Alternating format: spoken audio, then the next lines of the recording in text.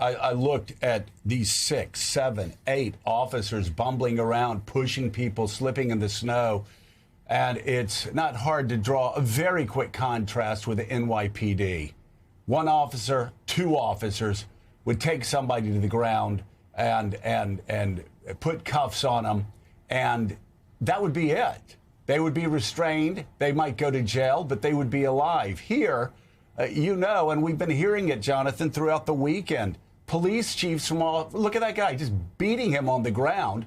Police chiefs from across America absolutely outraged at how unprofessional, undisciplined, and how dangerous these marauders going through the city are. Yeah, there were tactics. They were questioned by police commissioners revolving the death about Renee Good and how that went down. The officer standing in front of the car, escalatory in nature. And certainly what we saw again over the weekend there on that frozen street corner, that, yes, if these are Border Patrol agents, ICE agents who don't have the experience like an NYPD or another urban police force in terms of crowd control, managing urban environments, trying to de-escalate. And Commissioner, that's what I wanted to go back to you on. I mean, there's so much to be questioned about how they handled Mr. Preddy's last moments, but even what led up to that, there seems to be, we hear from local residents and officials, this sort of culture of confrontation being brought to these streets by the ICE agents and the Border Patrol agents with, first of all, their targets, migrants who may or may not, deserve to be deported, who may or may not have committed any sort of crime, but also bystanders, those who are simply watching. They're doing their duty as Americans, they feel, to document what they're seeing, bravely holding up their contact from agents in terms of the pepper spray, shoving that woman, and then when they even have Mr. Preddy to the ground, repeatedly pummeling him even before drawing their guns. Well, well-trained police officers would not engage that way. You don't turn to pepper spray and other less lethal weapons first. You tell a person, don't interfere. If you continue to attempt to interfere, I'm going to arrest you. And what we're seeing is that when they do make arrests, which seem to be few and far between, the courts are not buying it. The juries are not buying it. So they immediately turn to using tear gas, pepper ball, soft nose rounds, et cetera, the kinds of things that no well-trained, well-led police department would ever do. All right. Retired Commissioner of Customs and Border Protection, Gil Kerlikowske, thank you very much for your insight. Also seeing some real conservative voices across the political landscape come out speaking out against this, because if you're a small government conservative, masked men marauding around shooting Americans, not exactly your idea of small government conservatism, certainly not mine. But here we have in Minneapolis 2 killings in the past week or so, and many yesterday talking about these killings being execution style, both at point blank range. This shooting, the New York Times verifying this was an actual. This was a frame from a video, and execution style here. It certainly looks that way. When he's unarmed, he notice he constantly kept his right hand free. Either had the phone in his right hand or he was lifting his right hand, showing that he did not have a weapon in his hand. And yet here he is, and he shot perhaps up to 9 times. ICE officers just standing over him afterwards, reportedly from eyewitnesses, not administering CPR, but instead counting the number of bullet holes they had put in him. David, we've talked about how this could happen. We've talked about how untrained these officers are, how they are out of their environment, and also how they have been given orders to be aggressive and act in ways that are horrifying police departments across America. I'm curious your reaction to what we saw in Minneapolis, and again, a second shooting at point blank range. Renee Good shot at point blank range from the side window when the officer was not in any danger whatsoever, shot through her brain, exited the other side of her skull. When he was on the side, then swore at her after he literally blew her brains out. And now here you have a VA nurse held down and shot repeatedly in what many people say looks like execution style. I believe that President Trump faces the most important domestic policy decision of his second term right now. Is this going to be the Donald Trump administration or the Stephen Miller administration? It is Stephen Miller who has pushed these incredibly aggressive tactics across the country. Yesterday, Stephen Miller called Alex Preddy an assassin. Kristi Noem, who Miller backs, called him a domestic terrorist.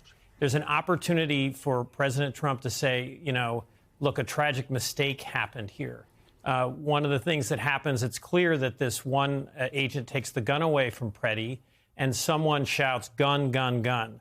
And it looks like this Border Patrol agent who fires the first shot maybe thinks the gun is still there. He hasn't realized that another agent has removed it. And then you're right, 9 rounds at least are fired at Preddy when he is unarmed. And it's terrible tactics. I spoke to 2 former FBI agents. One of them has been at protests where militia members have long guns, assault rifles, and there's ways you handle this situation that don't lead to this. They both agreed that these ICE agents or Border Patrol agents initiated this confrontation, and this was completely avoidable. And the key question here is the tone of the president himself. I think, you know, as the midterms approach, you see more and more Republicans breaking with Stephen Miller. This is not pursuing the war. It is about confrontation. What looks best online or on cable TV, owning the libs. And I just think it's an enormous moment and an opportunity for this. As we have been saying on this show now for months, Donald Trump should declare victory at the southern border. He can even have a ceremony. And then he should concentrate on what he said he was going to concentrate on doing, getting the worst of the worst. How many times have I said they're never going to reach Joe Biden's number of deportations throughout the term? Because on in the street, it all backfires, the Wall Street Journal says, on Republicans. And Republicans know it, too. That's why a few are actually having the courage to speak out against this, what looks like an execution-style killing. And you bring up Kristi Noem, and we had Bessent and Bovino all taken to the airwaves and repeating many times an immediate conclusion without an investigation, a conclusion that was repeated many, many, many times on Fox News, that this man was Alex Preddy, was brandishing a gun and sought to inflict maximum damage on ICE. And to conclude immediately like that, I think is the biggest problem here, defaming the victim. You wonder what state and civil charges or opportunities might come out of that action.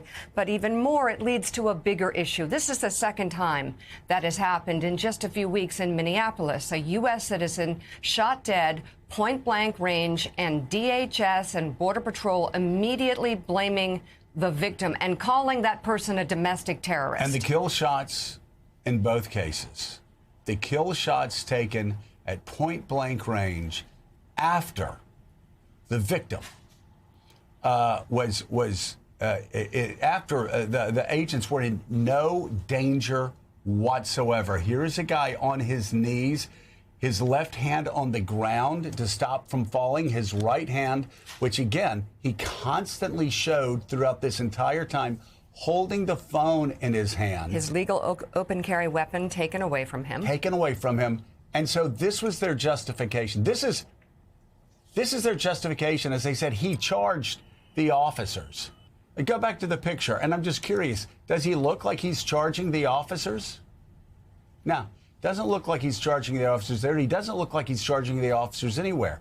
And they claim that he was a domestic terrorist that wanted to slaughter law enforcement officers. No, he was actually killed for being a good Samaritan. And that's what the Wall Street Journal said. That's what our expert just said. He got involved. He was killed because he was a good Samaritan. But here's the second part of the story for Republicans to chew on and so-called conservatives, people who may have used to have been conservative but are conservative no longer, for them to chew on. After the White House was called out in their lies, you then had administration officials going on Sunday shows going, yeah, well, okay, maybe all those things we said before were lies. Maybe they weren't true, but show the picture. But this is what he deserves because he was carrying a gun. Scott Bessent, the Treasury Secretary, said that. You had Kristi Noem saying that. You had the director of the FBI saying that, getting pushback from Maria Bartiromo. This, after we have spent the past 5-6 years watching MAGA supporters march to state capitals across America with AR-15 strapped across their chest, marching across Capitol grounds and actually inside the Capitol buildings.